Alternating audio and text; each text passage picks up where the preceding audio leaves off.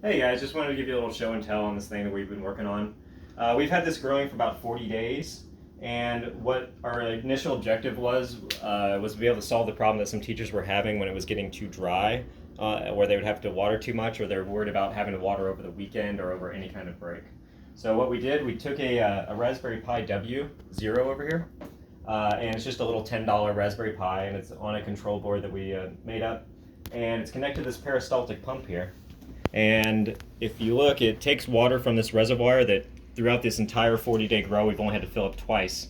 And every day it will just pump in, I think it's whatever amount of water it needs for the growth stage. I believe 440 milliliters in the last 2 weeks and Yeah. 220 in the first 2 weeks. Yeah. Tyler, can you go ahead and do a sample? Yep. There?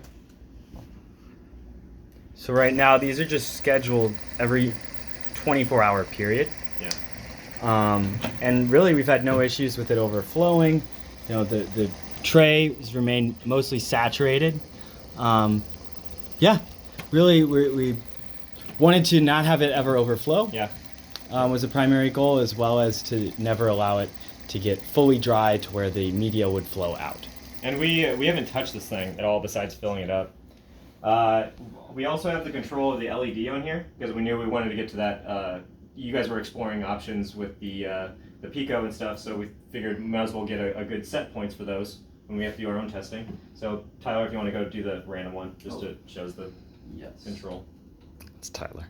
Hello. They're a very talented intern that's been doing all the electronics work for us this summer. And he's actually, we're connected to this via VNC, Yeah.